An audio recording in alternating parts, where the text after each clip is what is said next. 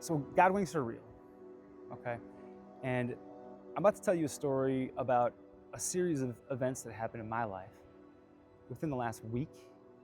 But as I tell you about this little cluster of God winks, think about it through the lens of your own life, right? And maybe a time when a bunch of little signs or coincidences happened, and maybe they weren't just signs or coincidences. Maybe it was something more than that.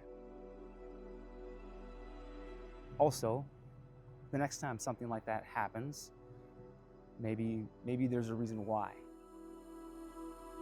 So I'll just lay it out for you, and then you can just kind of take it for what it's worth. You can write it off as a bunch of little coincidences if you like, right? But to me, it's not just a bunch of little coincidences. It's like a lily pad, right?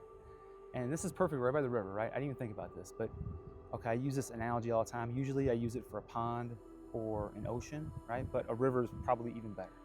If I'm trying to get across that river, but I can't swim, right?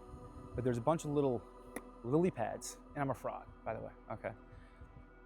I jump onto that first lily pad, right? That first jump takes a lot of faith, right? But you can still jump back, right? But then I look for the next lily pad, right?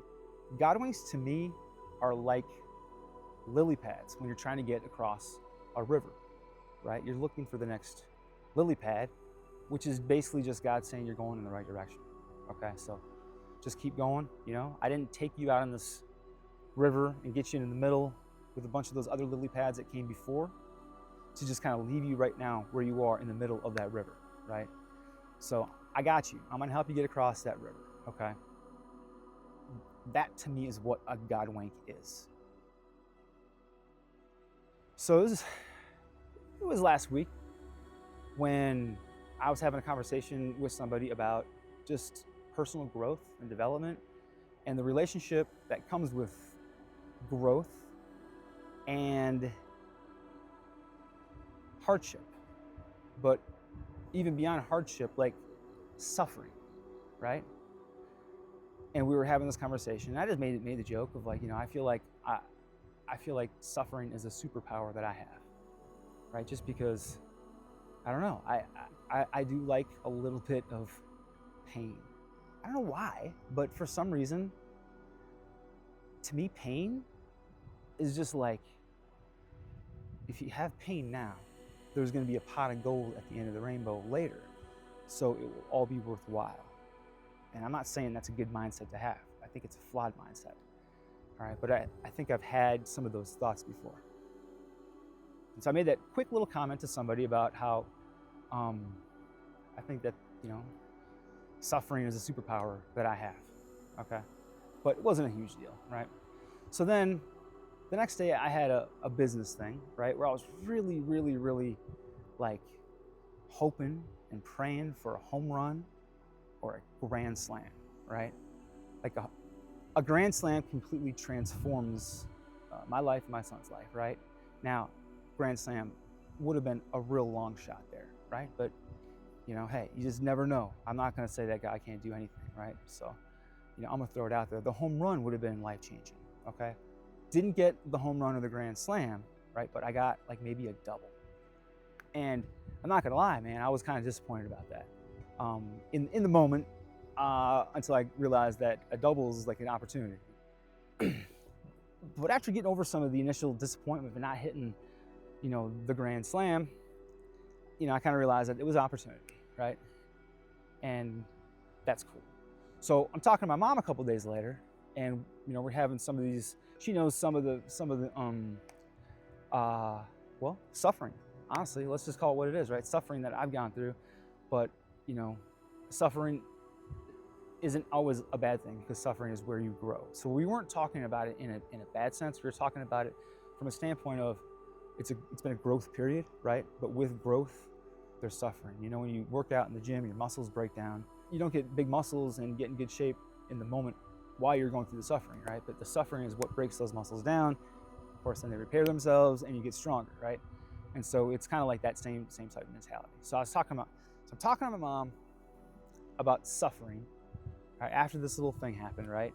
And she says to me, hey, you should read the book of Job, is what she said to me. And I said, okay. So I didn't read it right away, right? Or I didn't watch any videos right away on it, right? But then the next night, my friend posted something on her story about Job. And I was just like, oh my gosh, man, that's kind of funny. That's a coincidence, right? So I messaged her back, and she messaged me back, and she said, must be a sign. And I was like, wait a minute. You're right. That is a sign. That's a God wink, right? That's a sign from God. That's a God wink. Reminding me about what my mom told me about, hey, you should really check out that book of Job, right? So after I see that on Demi, had this quick little conversation, I fall asleep to an audiobook, and they're just telling the story of Job, right? And man, the story of Job is a whole life lesson in itself, right? And I don't want to speak on it too deeply just yet because I feel like I'm just learning about it, right? But I'm pretty inspired early on when I hear about this guy Job, who was a great man and had great wealth, loved Jesus, lost everything because the devil said, well, God, of course he's going to have faith in you. You've given him everything. He's got a hedge around him with protection. And so God says, oh yeah? Well, we'll see. I bet you not. Job is great, and I'll prove it.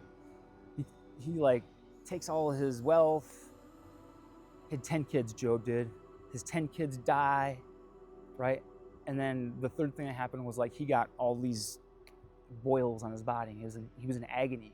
So he's looking like a crackhead down by the river, scratching himself everywhere, right? And but he still never lost his faith. The moral of the story is he still never lost his faith. And what an inspirational guy Job was, right? Like, shout out to Job.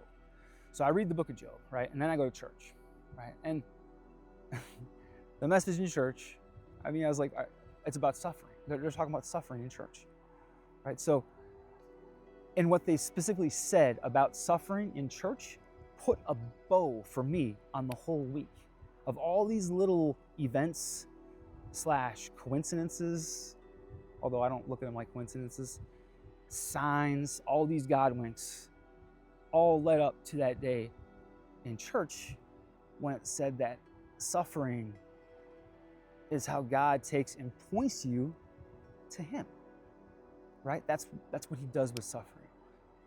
To use that to point us to him. So just a reminder, you know what I mean? So to me, I took that as another huge God wink at a time where I was down because I hadn't hit that grand slam like I wanted to, didn't get the home run, but I'm still in the game, with a double, and I got an opportunity if I choose to look at it like that opportunity, and I will. But that's God's way of telling me that, hey, this is your lily pad, right? I got you. You're in the middle of the river right now, right? But I got you. And here's like an example in real time, because I know that you're all about this internet stuff nowadays and technology, and everything's got to be now. So here is now, right here. Currently, here is the lily pad that I have given you, all wrapped up neatly with a nice little bow on it, delivered at church on Sunday morning.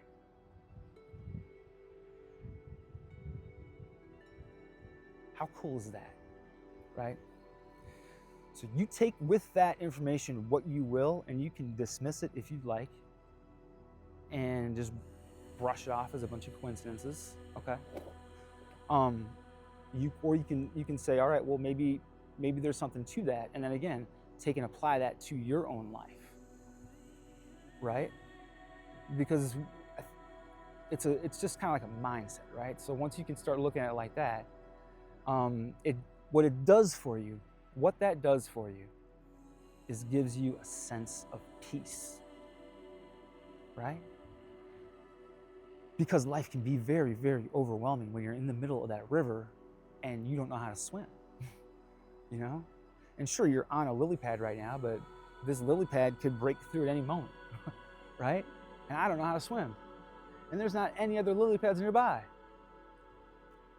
right? So for me, it's a peace thing, and I appreciate those God winks, and I continue to like look for the next one, man. You know what I mean? But anyways, so maybe it pertains to you, right? Maybe it will in the future. Maybe it has in the past. Maybe you think it's a bunch of malarkey. All right, that's fine. Okay, but for me, what it does is it gives me like hope, right? And I'm not saying that I would have lost hope if I don't have this current lily pad that I'm on, right? But what I also do at this point is I kind of look back at past lily pads, and what those lily pads did for me.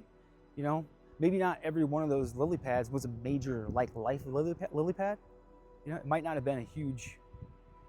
Not every one of those past lily pads were necessarily like a life-changing type lily pad, right? But they were like faith builders, if that makes sense, right?